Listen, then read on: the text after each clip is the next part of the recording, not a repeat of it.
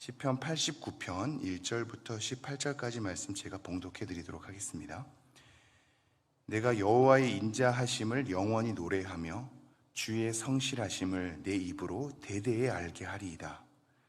내가 말하기를 인자하심을 영원히 세우시며 주의 성실하심을 하늘에서 경고히 하시리라 하였나이다. 주께서 이르시되 나는 내가 택한 자와 언약을 맺으며 내 종 다윗에게 맹세하기를 내가 내 자손을 영원히 경고히 하며 내 왕위를 대대에 세우리라 하셨나이다. 셀라. 여호와여, 주의 기이한 일을 하늘이 찬양할 것이요 주의 성실도 거룩한 자들의 모임 가운데서 찬양하리이다. 무릇 구름 위에서 능히 여호와와 비교할 자 누구며 신들 중에서 여호와와 같은 자 누구리이까? 하나님은 거룩한 자의 모임 가운데에서 매우 무서워할 이시오며 둘러있는 모든 자 위에 더욱 두려워할 이시리이다. 여호와 만군의 하나님이여, 주와 같이 능력 있는 이가 누구리이까? 여호와여, 주의 성실하심이 주를 둘렀나이다. 주께서 바다의 파도를 다스리시며 그 파도가 일어날 때에 잔잔하게 하시나이다. 주께서 라합을 죽임당한 자같이 깨뜨리시고 주의 원수를 주의 능력의 팔로 흩으셨나이다. 하늘이 주의 것이요 땅도 주의 것이라. 세계와 그 중에 충만한 것을 주께서 건설하셨나이다.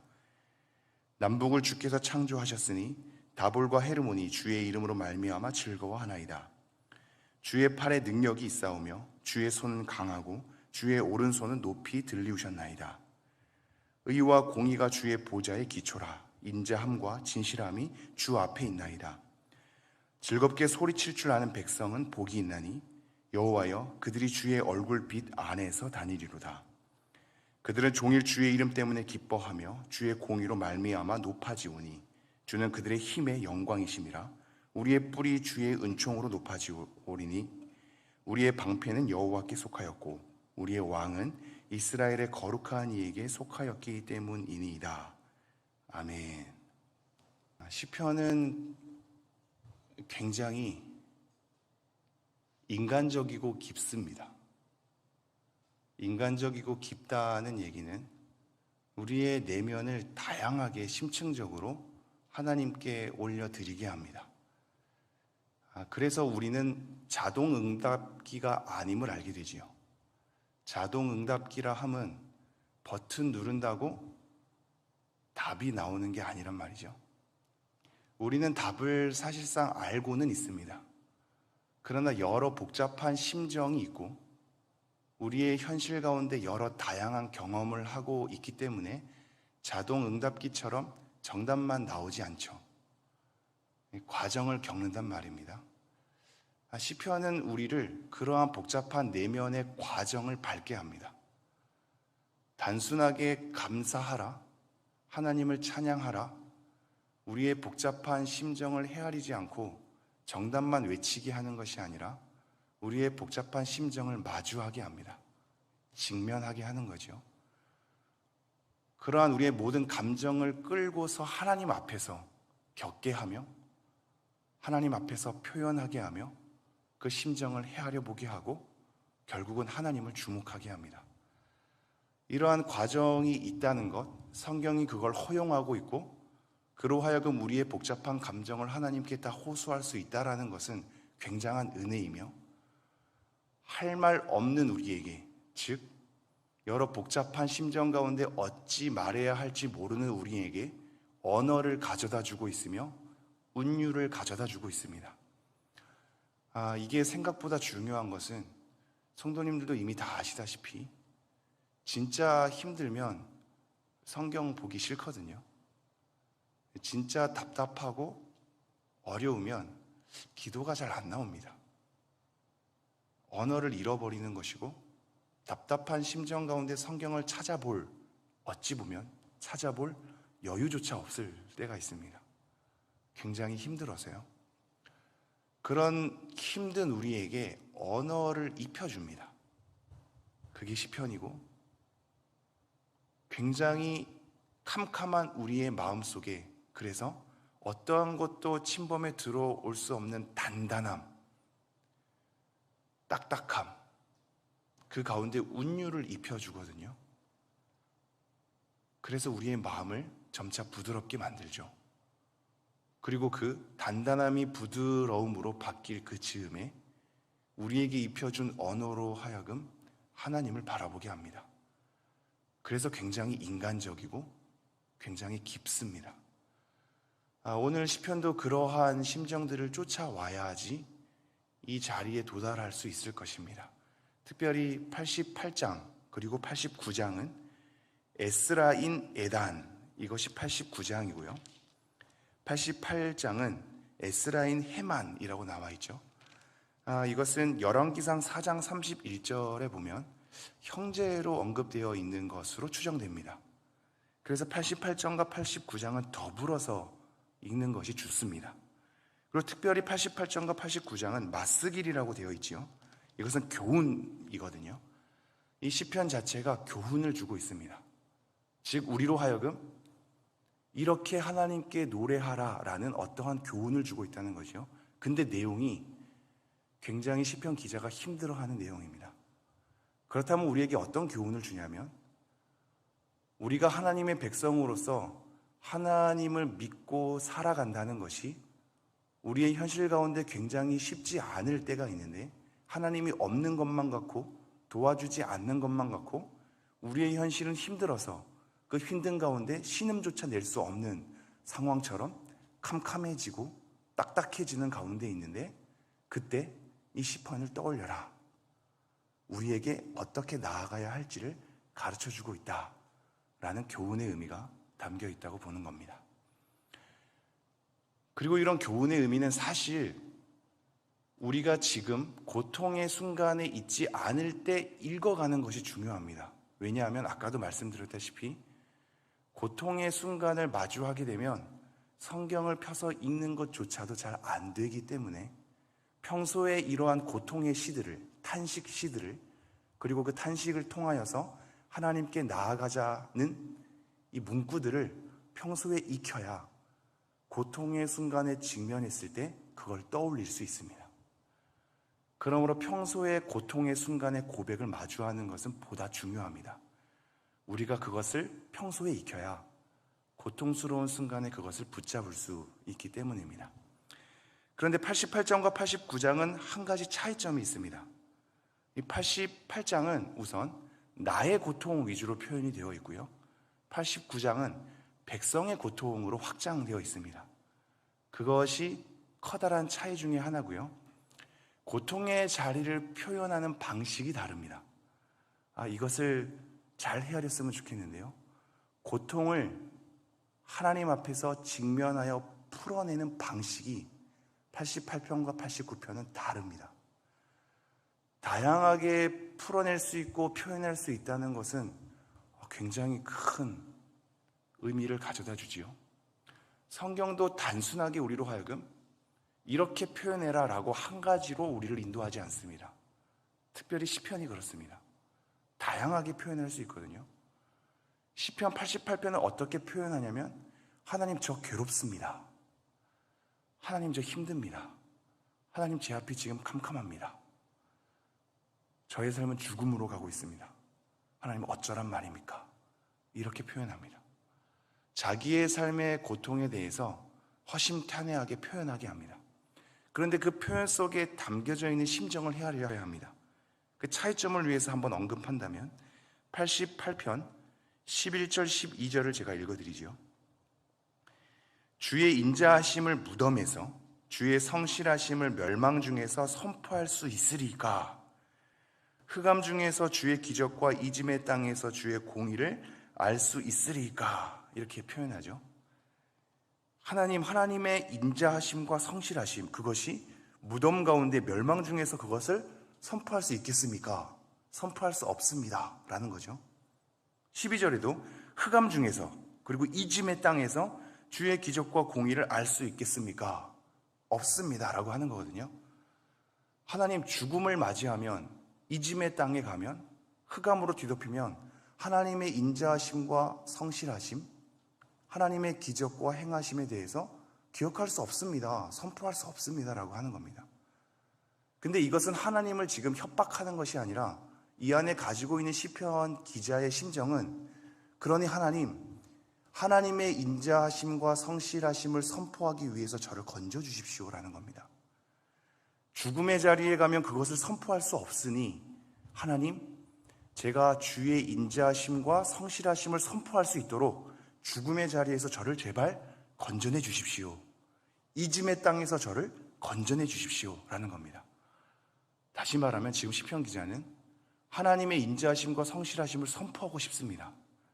근데 그 현실이 죽음으로 가고 있는 겁니다. 그러니 하나님, 주의 인자하심과 성실하심을 선포할 수 있도록 나를 제발 건져주십시오. 지금 나에게는 흑암뿐입니다. 이렇게 맞춰지고 있습니다. 시편이 이렇게 맞춰진다는 것은 의미가 있습니다. 18절, 주는 내게서 사랑하는 자와 친구를 멀리 떠나게 하시며 내가 아는 자를 흑암에 두셨나이다. 처절한 고통으로 끝나고 있거든요. 그냥 단순하게 잘 회복되었다라고 얘기하고 있지 않습니다. 그러므로 우리가 어떤 성도님들이 힘들 때 성도님 잘 될 겁니다. 성도님 결국은 잘 해내실 거예요. 성도님 하나님이 계시니 결국은 우리는 잘 풀릴 겁니다 라고 쉽게 얘기할 수 없습니다. 그 심정은 이해가고 결국은 하나님께서 우리를 붙들어 매실 것이기 때문에 잘 되는 것이 해답이긴 합니다. 그러나 복잡한 심정의 과정 가운데 그 답변을 쉽게 제시하는 건 무례할 수 있습니다. 시편 88편도 그렇게 끝나고 있지 않기 때문이죠. 친구들 다 떠나가고 나는 흑암 가운데 있습니다로 끝나고 있습니다. 그 과정을 충분히 견디어내야 하나님의 인자하심과 신실하심을 결국에는 참여할 수 있는 자리로 인도가 되는 겁니다. 제가 이 둘에 대한 비교로 시간을 많이 할애했는데요, 89편은 다른 측면에서 표현됩니다. 1절, 2절을 제가 읽어드리죠. 내가 여호와의 인자하심을 영원히 노래하며 주의 성실하심을 내 입으로 대대에 알게 하리이다. 내가 말하기를 인자하심을 영원히 세우시며 주의 성실하심을 하늘에서 경고히 하시리라 하였나이다. 첫 절부터 뭐라고 표현하고 있냐면요, 하나님, 저는 하나님의 인자하심을 영원히 노래할 것입니다. 주의 성실하심을 내 입으로 대대에 알게 할 것입니다. 왜냐하면, 2절 초반에는 왜냐하면이 있습니다. 왜냐하면 인자하심을 영원히 세우시며 주의 성실하심을 하늘에서 경고히 하실 것이라고 하나님께서 말씀하셨기 때문입니다. 이렇게 끝내는 장면입니다. 하나님, 저는 하나님의 인자하심과 성실하심을 영원히 노래하며 대대에 알게 할 것입니다. 왜냐하면 하나님께서는 인자하심을 영원히 세우신다고 말씀하셨고 주의 성실하심을 하늘에서 경고히 하실 것이라고 말씀하셨기 때문입니다. 로 자기의 마음을 지금 추스리고 있습니다. 한번 더 따라와 보실까요? 3절, 주께서 이르시되 나는 내가 택한 자와 언약을 맺으며 내 종 다윗에게 맹세하기를 내가 내 자손을 영원히 경고히 하며 내 왕위를 대대에 세우리라 하셨나이다. 이 말씀을 다시 인용하죠. 하나님께서는 택한 자와 언약을 맺으며 맹세하기를, 특히 다윗의 언약을 끄집어내는데요, 내가 내 자손을 영원히 경고히 하며 내 왕위를 대대에 세우리라 하셨나이다. 하나님께서는 이미 그렇게 말씀하셨습니다. 이렇게 얘기하죠. 우리 청소년부 수련회 주제 구절 중에 하나가 이사야 9장 7절이었거든요. 하나님께서 다윗의 왕조를 경고히 세울 것에 대한 표현을 하면서 여호와의 열심히 이를 이루시리라 이렇게 표현하고 있습니다. 하나님의 열심 때문에 인자함과 성실하심이 무너지지 않고 하나님의 뜻한 나라가 경고히 세울 것이라고 약속을 하고 있죠. 지금 이 시편 기자는, 89편의 시편 기자는 하나님의 약속을 붙들어서 하나님께서 그렇게 말씀하셨으니 하나님의 인자하심과 성실하심에 대해서 제가 영원히 찬양할 것입니다. 이렇게 자기 마음을 독려매고 있습니다. 지금 우리가 1절부터 18절까지 보는 이 장면들은 하나님의 신실하심과 인자하심을 굉장히 찬양하는 거거든요. 처음부터 하나님의 성실하심과 인자하심을 제가 찬양하겠습니다. 제 입에서 대대히 그것을 선포하겠습니다. 하나님께서 그렇게 말씀하셨기 때문입니다. 하나님은 위대한 분입니다.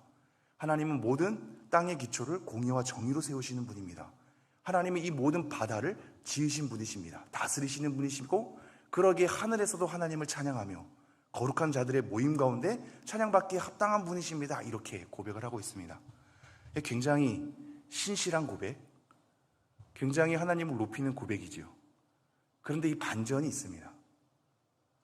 지금 엄청나게 하나님을 찬미하고 있거든요. 오늘 우리가 보는 1절부터 18절까지는 철저히 하나님의 신실함과 하나님의 성실하심을 찬양하며 그의 창조에 대한 기적과 하나님의 건설하심, 붙드심, 세우심에 대해서 우리의 방패가 되시고 왕이 되신 하나님을 철저히 높이고 있습니다.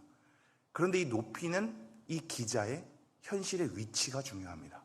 그 현실의 위치가 어디에 나와 있냐면요, 38절부터 나와 있습니다.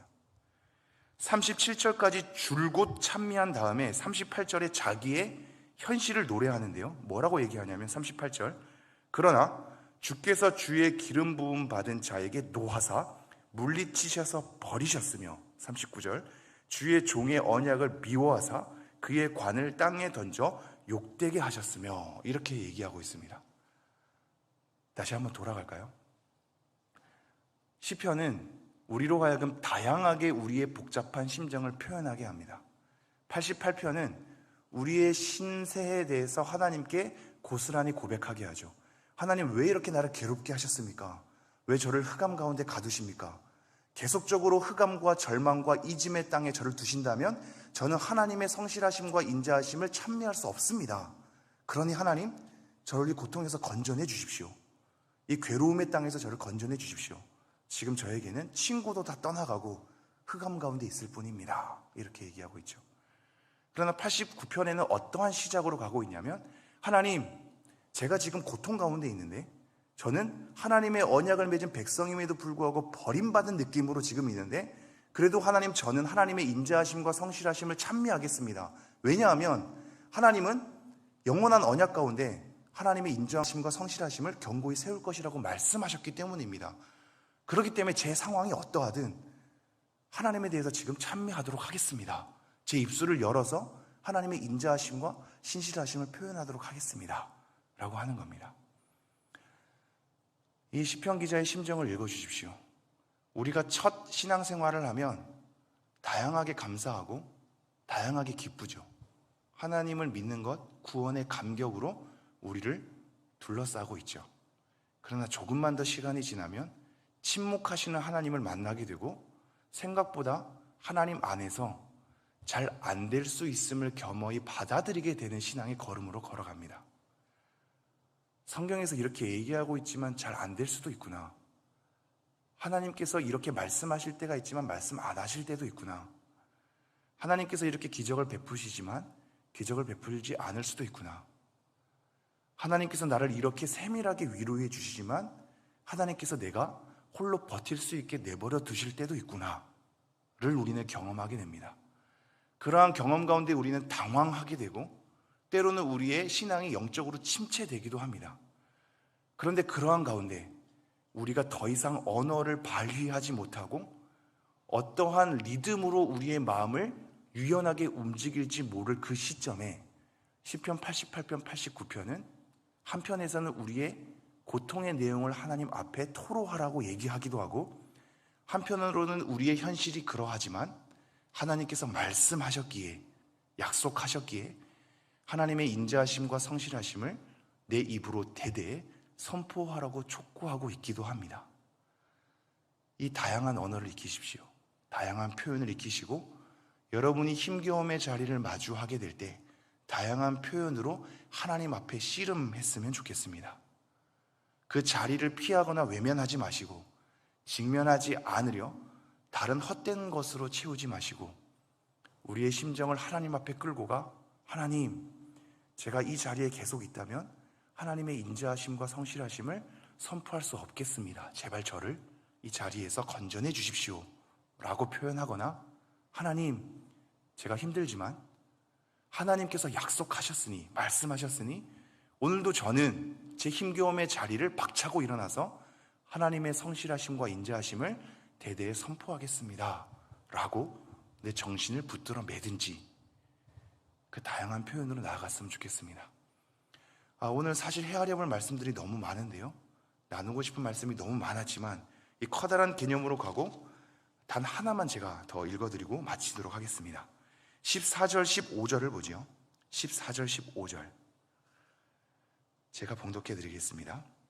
의와 공의가 주의 보좌의 기초라. 인자함과 진실함이 주 앞에 있나이다. 15절 즐겁게 소리칠 줄 아는 백성은 복이 있나니 여호와여 그들이 주의 얼굴빛 안에서 다니리로다. 15절부터는 그렇게 하나님의 인자함과 성실함을 찬미하는, 소리칠 줄 아는, 그것을 즐겁게 선포할 줄 아는 백성이 가지게 되는 복된 삶에 대해서 얘기하고 있거든요. 이걸 따로 또 묵상해 보시죠. 하나님을 즐겁게 소리칠 줄 아는 백성은 복 있는 자이다. 다른 말로 행복한 자이다. 하나님의 인자하심과 신실하심 가운데 의와 공의가 주의 보좌의 기초에 있고 주 앞에는 인자함과 진실함이 둘러싸여 있기에 그것을 보고 즐겁게 소리칠 줄 아는 백성은 복 있는 자이다. 그러한 자는 주의 얼굴 빛 안에서 다니리로다 라고 얘기하고 있습니다. 하나님을 즐겁게 외칠 줄 아는 백성은 하나님의 얼굴빛 안에 다니는 자입니다. 우리의 현실의 짐이 무겁지만 그 자리에서 하나님을 즐거이 외칠 줄 아는 자는 하나님의 얼굴빛 안에 다니는 자입니다. 그 자에겐 하나님의 인자와 신실하심이 우리를 둘러싸고 있습니다. 이것을 기억하시면서 우리가 어떠한 자리에 있던 하나님을 바라볼 줄 아는, 때로는 다른 표현으로 하나님을 바라볼 수 있도록 나를 건전해 달라는 우리의 솔직한 심정으로 하나님 앞에서 우리의 신앙을 다듬어가는, 소화해내는 우리가 되기를 소망합니다. 기도하겠습니다. 하나님은 크시기에 우리의 다양한 것들을 받아내고 있음을 우리는 다시 헤아리게 됩니다. 하나님은 얼마나 깊으신 분이냐면 우리의 모든 고통의 끝자락까지도 품어주시는 분이십니다. 그러기에 우리가 어떠한 상황 속에서도 하나님을 찾을 수 있나이다. 어떠한 심경 속에서도 하나님께 호소할 수 있나이다. 하나님은 그렇게 크고 그렇게 깊으신 분이기 때문입니다. 시편의 다양한 기자들도 그렇게 노래하고 있나이다. 자기의 삶의 자리가 어떠하든 고통의 소리로 신음할 수도 있고 다시 한번 그 신음의 현장 가운데서도 하나님의 말씀을 떠올리며 우리의 마음을 추스릴 수도 있나이다. 이렇게 깊은 하나님을 섬길 수 있게 하시니 감사합니다. 우리의 모든 다양한 삶을 안아주시니 감사합니다. 성도님들의 각각의 삶을, 각각의 성향을, 각각의 삶의 자리를 하나님의 넓으신 품으로 안아주시니 감사합니다. 그러기에 하나님, 성도님들 한 명 한 명을 하나님께서 버려두지 마시고 하나님의 약속 가운데 우리를 붙드셔서 하나님의 선하시고 인자하시고 신실하심을 바라보게 하여 주시옵소서. 결국엔 찬미하게 하여 주시고 그 자리에서 하나님의 기쁘심을 노래할 수 있도록 우리를 인도하여 주옵소서. 오늘도 주의 얼굴빛 안에 다니는 우리의 하나님의 백성들을 다시 한번 감싸주시고 위로하시고 사랑해 주사 우리의 복잡한 신앙의 과정들을 잘 직면하여 하나님 안에서 소화하여 하나님을 찬미할 수 있는 우리가 되게 은혜를 베풀어 주옵소서. 이 모든 말씀 우리 주 예수 그리스도 이름으로 기도합니다.